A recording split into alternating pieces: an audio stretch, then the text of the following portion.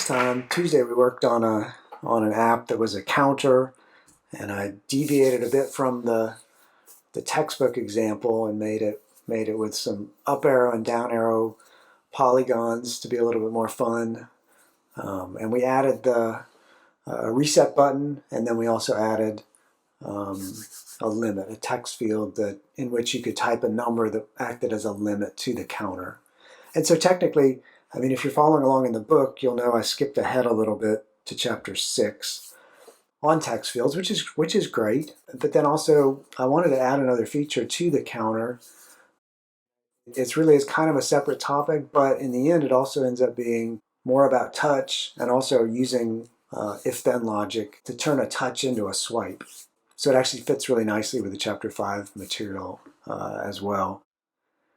I do want to say, though, while working on this app to demo today, I stumbled across a glitch in Drawn to Code, which I feel like I need to tell you guys about and also show you how to avoid it. Not that we've done a lot of work with writing our own custom functions, but we will in this app. Obviously, that's how I came across the glitch. And so what I did was I created a new function called doCount to do the counting, because we're going to have to count when the up arrow and the down arrow are pressed, but then we also want to count when the user swipes up or swipes down over the number. So rather than duplicating the counting logic in 4 different places, I took my own advice and made a function to call. And the functions, when they pop up in Drawn to Code, I have them set up with this little function code box here, and I actually even have put a comment in it that says, hey, add your code here to add it to the function body. And you can do that. The problem I ran into was I had popped that code out using the pop out button so that I could zoom in and see it. And then while it was popped out, I made changes to the function by adding other script objects to it, by moving them into the function. Unfortunately, the popped out code window doesn't sync with that. So when I closed the window, it erased the references to those script objects. And it is something that's fixable, and I fixed it, but you have to know kind of how Drawn to Code works to be able to fix it. So bottom line is, I'm going to do it differently today when I show you. I will create this function doCount, and I will not add code directly to that body here. Instead, I will create a new empty snippet and put it into the function, and then start adding code to the snippet. All right, so swipe is not in the textbook. I don't have a great example in the textbook of swipe, and swipe is not built in. Touch is built in, and obviously we've been doing stuff with tap and to a lesser extent touch from the get-go. And and the 2 arrows in the UI we have tap attached to. And we've done some stuff with touch, but mainly we've used touch to drag stuff around the screen. So swipe is not built in. There is no swipe listener. But then what you learn when you try to do touch, when you try to do swipe, is that it's just touch. You're touching the screen and moving your finger, and to detect a swipe, you're just paying attention to where the finger touches the screen when it lands, and where it exits the screen when the user lifts their finger up. And then you're just calculating, did they move enough pixels in a direction for me to say, okay, that's a swipe. So that's what we'll do. We'll add some if-then logic to the default touch snippet to give us swiping. The app we'll end up with looks something more like this. We're going to add swipe up and swipe down to the number, unify counting in a new function, and I'm going to add a transition to animate the up arrow so that when the user hits it or swipes up, it animates, it kind of bounces up to add a little bit of gaminess or richness to the application, to take advantage of some of the features that are built into Solr 2D to make this kind of stuff easy. And then also, it'll give us an opportunity to use the onComplete listener to move the arrow back down to its starting spot. So it'll animate up and then reset back down for the next count. Here's the app that I was working on yesterday, and I've got the doCount function highlighted, and here's here's the code that I kind of inject into the function body to reference all of the snippets that are in it. And while you can edit this and add stuff to it, I recommend you don't. But let's run this and see what it looks like. So we can still count up and count down, but now we can also swipe up. And it's a little tough to do in a non-touchscreen system. If you have a touchscreen computer, the touch will work in the simulator. Unfortunately, it doesn't work on my system just with my touchpad. So to get the swipe to work, I actually have to click down and move my finger up to get the swipe to work and to release. So it's a little awkward, but if I swipe down, it counts down. If I swipe up, it counts up. That's what we're going to try to add today, is just basic swiping. And you saw the animation going as well. I will say I've only added it to the up arrow. My plan is to give you the opportunity to implement the down arrow instead of a quiz today. All right, let me open up a fresh design. I think in the interest just of focus and brevity, I'm not going to implement the upper limit and the reset button. We'll just focus on what we're trying to add today, which is the swiping and the transition animation. So I do need 2 polygons for the arrows, so I'm going to add a polygon and then I'm going to edit the shape. I'm going to switch it to an arrow. I'm going to update the shape and I'm going to say done. And then I'm going to flip it to make it an actual up arrow. And I'm going to duplicate it and flip that to make it a down arrow. All right, and then add some text. We'll start out at 0 like we did last time, and then I'm going to zoom in on that font quite a bit. I'll pick the biggest one I can do in the dialog. You can enter a number as well if you want something bigger. But there's our number. Let's add our counting variables. So I'm going to add a snippet for the counting variable. I'm going to put it up at the top. And like I usually do, I'm going to call it app variables. And then the variable we want is something like count, and I'm going to set it to 0. So exactly what we did on Tuesday. If I need additional variables, I'll come back and add them to this snippet. All right, and then I need my function. I've gone to the functions palette. At the bottom, there's the new function button, so I'm going to add a new function. I'm going to put it up in my stack as well, and then I'm going to edit the name.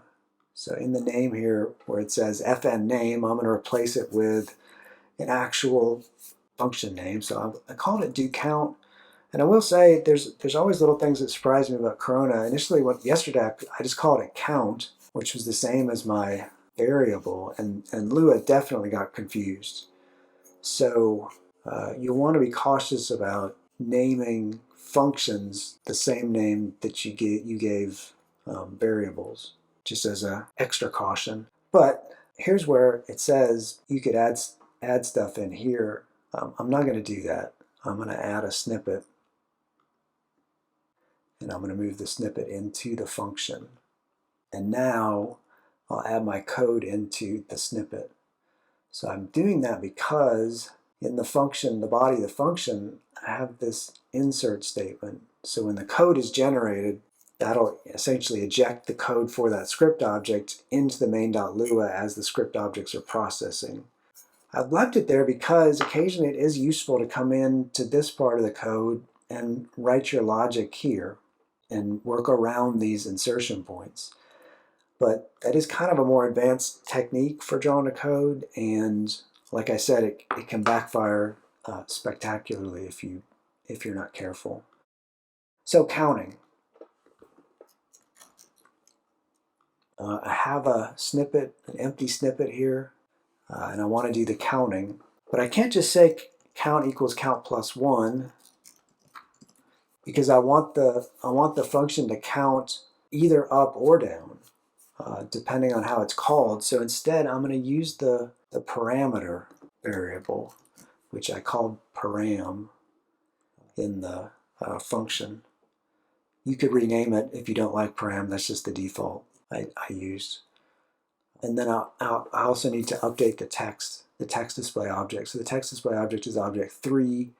So I'll say object 3.text equals count. And I'm going to close this snippet.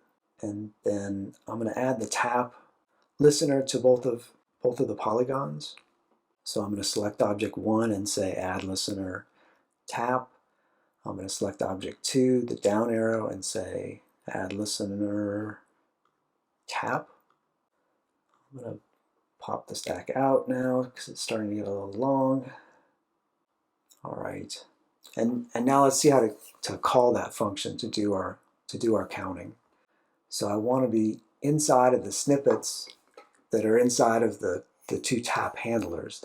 That's where the code will be that will run when we tap the arrow. So the up arrow, here's the snippet code. I'm going to delete everything just to make it really clean. And what I want to do when the up arrow is pressed is I want to count up. But I'm not going to do it using the count variable. Instead, I'm going to call the count function. And I'm going to say do count 1. So I'm going to pass a positive 1 to do count, which will cause do count to increment the counter up. And for the down arrow, I'm going to do the opposite. I'm going to say do count -1.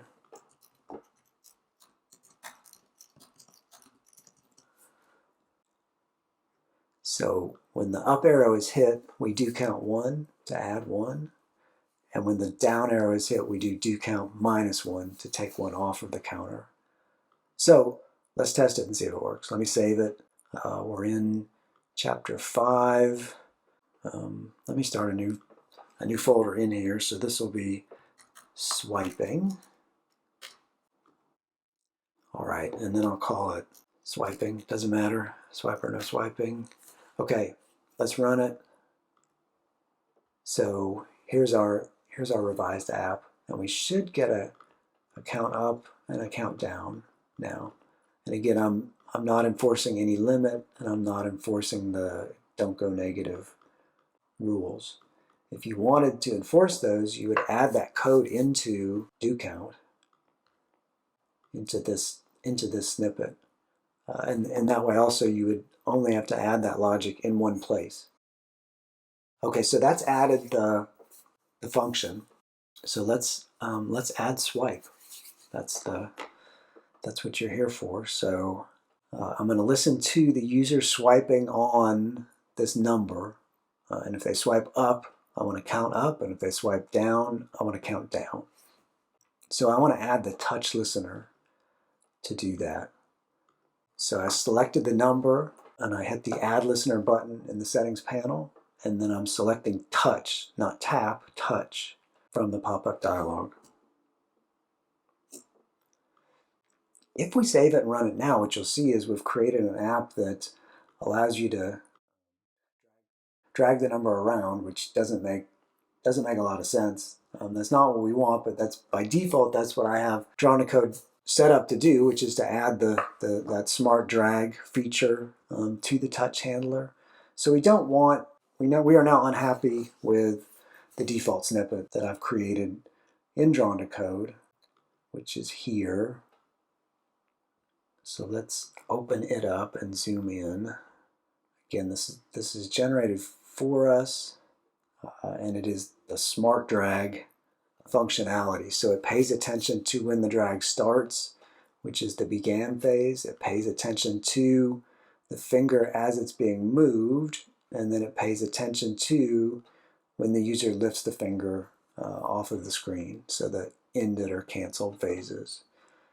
So there's a couple things right away. First off, we don't want the number moving with the user's finger, so I'm going to comment out lines. For me, what are lines 101 or 102 and 103, it looks like. You could delete those, as well, but those are the 2 lines of code which move what is being touched along with the finger. We don't want that. We want the swipe instead. So I'm going to leave Actually, I'm going to simplify these as well. I want to record wherever the user's finger was set down, but I don't need to correct it for whether it was exactly in the center of the number or not, because I'm not dragging the number, so I don't care about, you know, that little jump you get when you drag stuff. So I'm going to simplify these. That's probably not strictly necessary, but I'm trying to kind of pare us down to the least code that we could have. So consistent with that, I'm also going to get rid of the lines I commented out. So now I'm not doing anything when it's being moved, while it's being moved. What I need to do, what I have done is I've recorded where the finger landed. That'll be t x naught and t y naught. And then I want to compare that to the location when the user ends the drag. I know that location because it will be event x and event y. So I've got to compare tx naught to event x and ty naught to event y. Although we only care about swiping up and down. So point of fact, I don't really care about the x value. I don't care if the user's finger moved sideways at all during the swipe. I really only care about, did the finger move up or move down? So I really am only focused on ty naught and event y.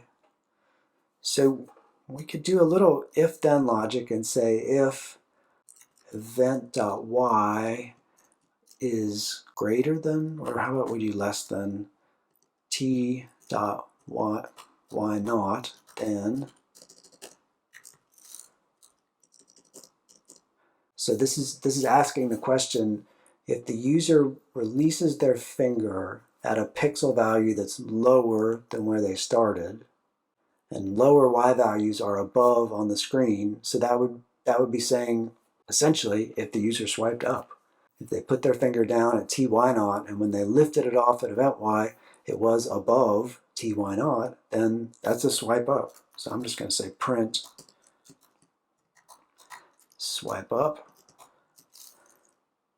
and I'm going to add an else if, which starts with an E, not an O. Else if, let me add some more spacing in here too.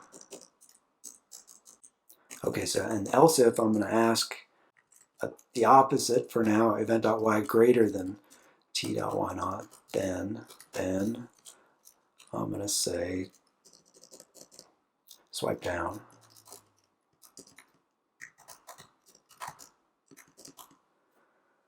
All right, let's test this. So if this is going to work, we want to see the console, and we want to just do some swiping. Okay, so I'm swiping up, and you should see at the console, swipe up, swipe up. Now I'm going to swipe down a couple times, and let's look at the console, and you should see swipe down a couple of times. So you might also just complain that, or realize that this isn't awesome because it would recognize a swipe of just one pixel, right? So almost inevitably, if the user's finger were to brush the screen, this would register it as one of these two swipes. You might say, for instance, when I really want the finger to have moved, 20 pixels or 30 pixels or whatever number you choose. So let me head over here. For swipe up, I'm going to modify this statement, and I'm going to subtract, let's say, 20 pixels. And I'm going to do the opposite down here. I'm going to add 20 pixels. So this should have the effect then of changing our logic so that swipe up and swipe down are only registered for a minimum of a 20 pixel movement. That should get rid of the sort of the problem with just tapping and not really moving. So I'm just tapping, but I'm moving a very little amount. I know it's probably hard for you to see my mouse, but I'm trying to move less than 20 pixels. And what you see is now there's no swipes registered. So now I'm going to move up 20 pixels a couple times, and then peak. There we go. Swipe up, swipe up, swipe up, and then down. Let's look for some swipe downs. There's a swipe down. We got one. There's a swipe down. There it is. All right, so obviously we don't just want to print swipe up and swipe down to the console. We want to count, right? And so how do we count? We count by calling doCount. So for swipe up, I'm going to say doCount 1. And for swipe down, I'm going to say doCount -1. And that will call my function, which will do the counting and update the display if everything's done right. So I should now be able to swipe up and get it to count, and swipe down and get it to count down. And I know it's hard for you to see what I'm doing. I mean, you can see my mouse moving around, and what I'm doing on my trackpad is I'm pressing and pushing up or pressing and dragging down at least 20 pixels to get that to work. All right. We want to add a little bit of animation to make this cooler. This will require a few steps to get it to work like I showed you at the beginning. Let me remind you what we're trying to do. Sorry, that's why I have this one open. Okay, so I want the arrow to pop up like that. And we'll do that also for the swipes. So this is accomplished using a transition to move the arrow to a lower Y location, which is up screen, over the course of a certain number of milliseconds, which we'll just fine tune to get the effect that we want. But then at the end of the animation, it jumps that back down or resets back down to its original location, which requires the use of something called an onComplete listener to the transition. Okay, so going back to the one we're working on. So I mean, the first question is, okay, but where do you do the transition? What do you do the transition on, and where do you do the transition in terms of your code? So what you do the transition on is the up arrow. So that's actually a pretty simple answer. So you select the up arrow and then head over to Actions, and the last implemented action is the transition. So if I press transition, I get the dialog that says compatible script objects, select an available object. But since I selected object 1 before I hit transition, it's defaulted to that in the dialog box. If for whatever reason you didn't do that, just select what you want to transition. I'm just trying to save a step. I'm always trying to save a step. So I'm going to say, okay, that gives me this transition object. Now I need to specify the transition. So I want to transition the Y value. So I'm going to check the checkbox next to Y. And then the question kind of is, well, what number do I want here? And it's totally up to you. I'm going to move Y down a bit. I don't know, to 160, let's say. And that's probably too much, but we'll see what it does. We can play around with that number. But as is, if we save it, okay, if you save it and run it now, this is what you should see, which is the arrow slides up. It slides up because our transition is sitting here in the main stack, so it's on the order of execution when the app runs. So as the last thing the app does is it transitions the arrow up. That's not what we want, right? We want the arrow to transition up, at least initially.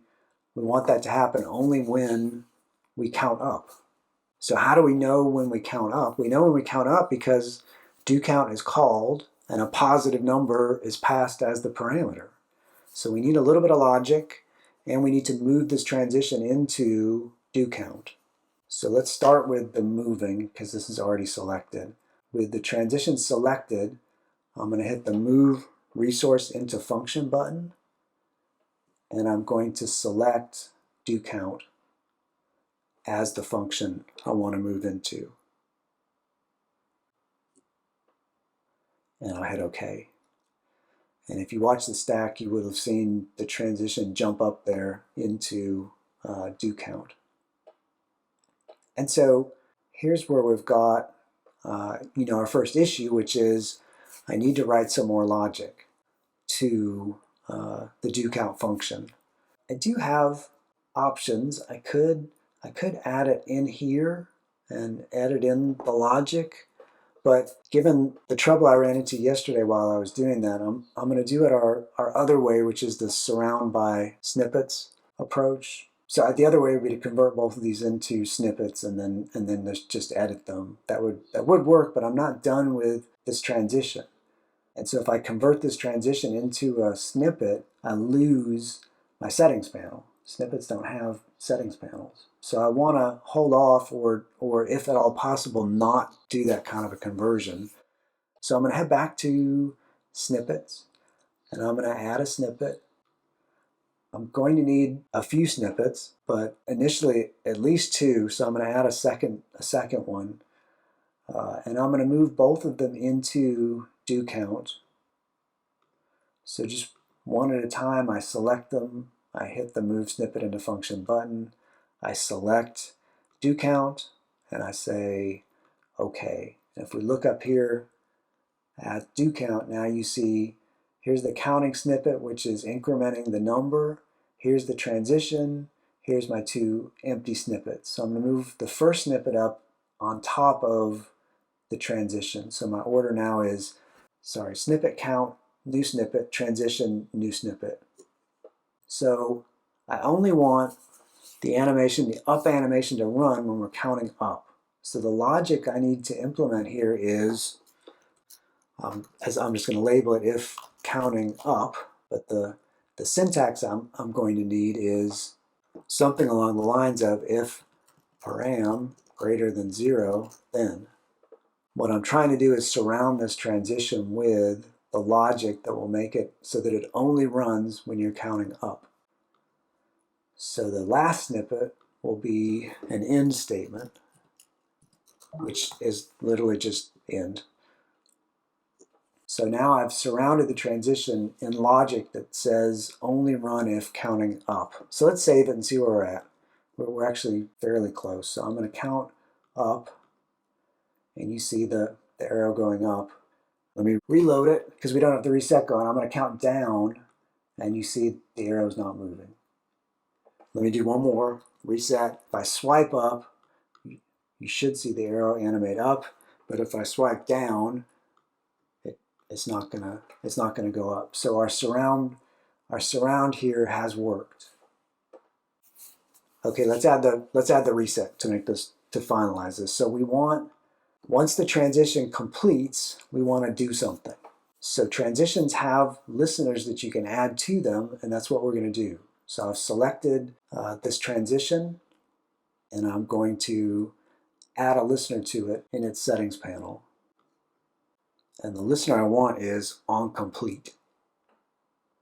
All we're doing when we add onComplete is we're saying, when the transition's done, call this function. I want to do some more stuff. So in addition to adding the onComplete listener, we now also have an onComplete event handler. So in here, in this snippet, we can do stuff that we want to do. DronaCode has placed it above in the stack, so it'll work like this, or since this transition's local to do count, you could also move this function into do count. That would also work as well, but put it at the top of do count. So I do that mainly because you can do that in Lua and it's cool, and you can't do that in Java. So that we now have a function that's local to do count, which is where it would be accessed. Inside of that snippet, what I want to do is move the arrow back down. So the arrow is object 1, I believe. You can hover over it. Yep, object 1. So I'm going to say object1.y equals, and now here's where you're going to have to go back and check and see where it started. So I'm going to select it in the stack. So it starts at 215. So I want to send it back to 215. Obviously, if you're following along, you might very well have different numbers. But all I want to do here is say, put the arrow back in place after the animation. All right, let's see if I've got it. Yeah.